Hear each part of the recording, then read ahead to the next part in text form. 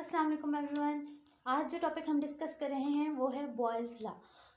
Boys law मैं आज आपको 10 मिनट्स में इतने आसान तरीके से समझाऊंगी कि आपके पेपरों की एक बहुत अच्छी प्रिपरेशन हो जाएगी और 10 मिनट्स में आपको सारा का सारा बहुत अच्छे से समझ भी आ जाएगा। लेकिन इसके लिए आपको वीडियो एंड तक देखनी होगी, वीडियो को बीच में से स्किप नहीं कीजिएगा। और साथ ही साथ अगर आप मेरे चैनल पर न्यू हैं तो मेरे चैनल सब्सक्राइब कीजिए ताकि मेरी आइंदा आने वाली जो भी वीडियो है उसका नोटिफिकेशन आप की तरफ सबसे पहले पहुंच जाए। तो अब हम अपने लेक्चर की तरफ चलते हैं। स्टूडेंट्स, बॉयज़ लॉ है क्या हमारे पास? ठीक है, रॉबर्ट बॉयल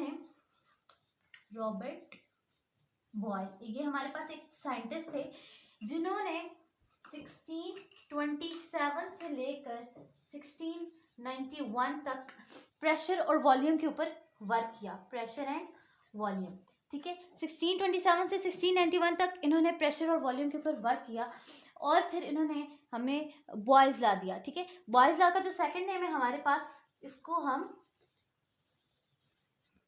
क्या कहते हैं? Pressure volume work, pressure volume law.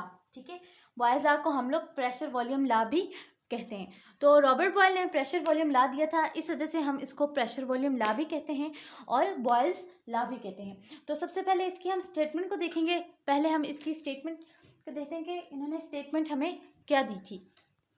The statement is the volume of a given mass of a gas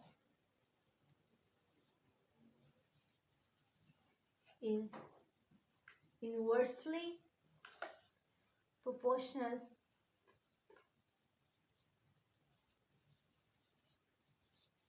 to its pressure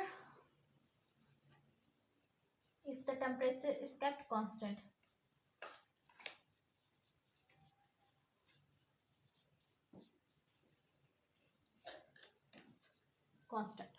ये हमारे पास स्टेटमेंट है जो कि बॉयज़ लॉ ने दी थी कि अगर हमारे पास किसी भी गैस का मास गिवन है तो जो उसका वॉल्यूम है वो उसके प्रेशर के इन्वर्सली प्रोपोर्शनल होगा और टेम्परेचर हम उसका क्या लेंगे? कांस्टेंट लेंगे। अब जब हम इसकी डेरिवेशन करते हैं तो आपने अगर स्टेटमेंट आपको सही से आ गया आप इसकी डेरिवेशन आसानी से कर सकेंगे। देखिए, इसकी डेरिवेशन कुछ यूँ होगी, जो मैथमेटिकल फॉर्म, जिसको हम मैथमेटिकल फॉर्म भी लिखते हैं और डेरिवेशन भी लिखते हैं। ये आता है कि बॉयज़ लॉ में हमारे पास इसका वॉल्यूम जो है वो इन्वर्सली प्रोपोर्शनल है इसके प्रेशर के, और टेम्परेचर हमने क्या लिया हुआ है? ठीक है, टेम्परेचर हमने क्या लिया? कांस्टेंट। ठीक है, ये हमारे पास कांस्टेंट है। ये हमारे पास जो स्टेटमेंट से हमारे पास इसकी डेरिवेशन बनती है वो ये है, the volume of a given mass of a gas is inversely proportional. Volume inversely proportional है प्रेशर के और टेम्परेचर हमारे पास कांस्टेंट है। इसका मतलब ये है कि हम जो भी गैस लेंगे अगर उसका प्रेशर ज़्यादा होगा, ठीक है, तो उसका वॉल्यूम क्या होगा? लो होगा। इसी तरह अगर वॉल्यूम हम लोग लेंगे, इसका वॉल्यूम अगर हम लोग ज़्यादा लेंगे तो जो उसका प्रेशर होगा वो क्या होगा? हमारे पास कम होगा। अब हम इसकी मैथमेटिकल फॉर्म को आगे लेके जाएंगे। हम मैथमेटिकल फॉर्म इसकी देखते हैं। हमने देखा V inversely proportional to 1 divided by P। ठीक है, V इन्वर्सली प्रोपोर्शनल है प्रेशर के। यहाँ पे प्रोपोर्शनलिटी का जब हम साइन हटाएंगे, ठीक है, तो हमारे पास क्या आ जाएगा? कांस्टेंट आ जाएगा। ठीक है, V equals to constant multiply 1 divide by P। ठीक है, यह आ गया हमारे पास कांस्टेंट जो कि इस प्रोपोर्शनलिटी के साइन को हटाने के बाद आया, और 1 बाय P इसी तरह। अब आप देखिए, P इसके नीचे यहाँ पे क्या हो रहा है? डिवाइड हो रहा है। और कोई भी चीज़ इक्वेशन के एक साइड अगर डिवाइड हो रही होती है तो दूसरी साइड जाके मल्टीप्लाई हो जाती है। मैथमेटिक्स वाला रूल फॉलो करते हुए P यहाँ पे डिवाइड हो रहा है तो दूसरी साइड पे जाके क्या हो जाएगा? मल्टीप्लाई। ठीक है, हम लोग लिखते हैं V multiply by P equals to constant. अब कॉन्स्टेंट हमारे पास क्या चीज़ है? ठीक है, वो जो हमारे पास कॉन्स्टेंट है वो है हमारे पास K। ठीक है, K हमारे पास क्या होता है? Proportionally constant. K equals to proportionally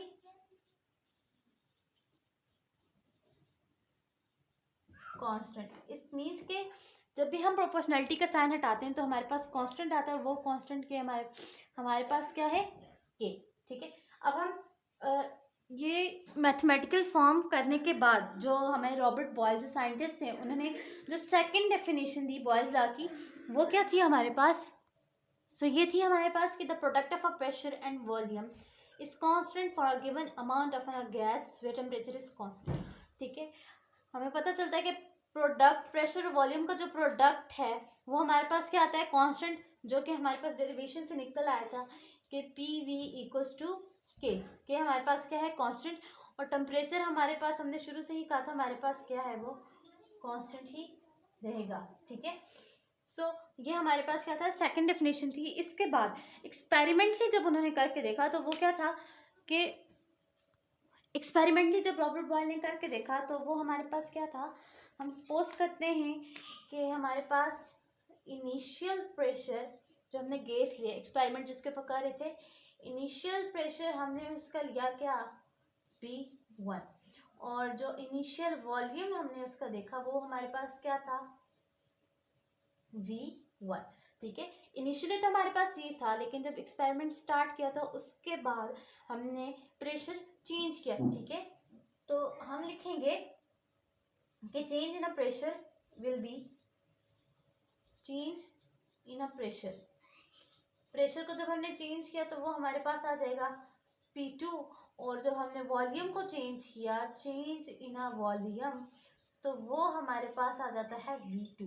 सो हमने प्रेशर वॉल्यूम का जो वर्ड पढ़ा था, ठीक है, उसके मुताबिक अगर हम इसको देखें तो हमारे पास क्या आ जाएगा कि मैथमेटिकली आपने पढ़ा हुआ है कि इनिशियल वॉल्यूम हमारे पास क्या होता है? इनिशियल इक्वल्स टू फाइनल होता है।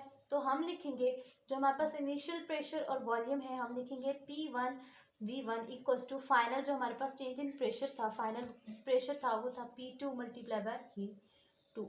तो ये उन्होंने फाइनल इक्वेशन निकाली थी। ठीक है, जो कि किसी भी गैस के लिए हम लोग जब प्रेशर और वॉल्यूम वर्क करते हैं तो हम लोग यही वाली जो इक्वेशन है इसको यूज़ करते हैं। बहुत से ऐसे आगे एग्जांपल्स हैं, न्यूमेरिकल्स हैं जिनमें हम इस जो इक्वेशन है इसको लेके चलते हैं। सो आई होप सो कि आप लोगों को अच्छी समझ आया होगा। ठीक है, so very important long question है, बोर्ड में रिपीट होता है, Charles law Boyle's law, Charles law Boyle's law. So मुझे नहीं लगता कि कहीं से आपको कोई कन्फ्यूजन हुई होगी, मैंने अच्छे से आपको समझा दिया। फिर भी आपको कोई भी कन्फ्यूजन हो तो आप लोग मुझे बता सकते हैं। शुक्रिया।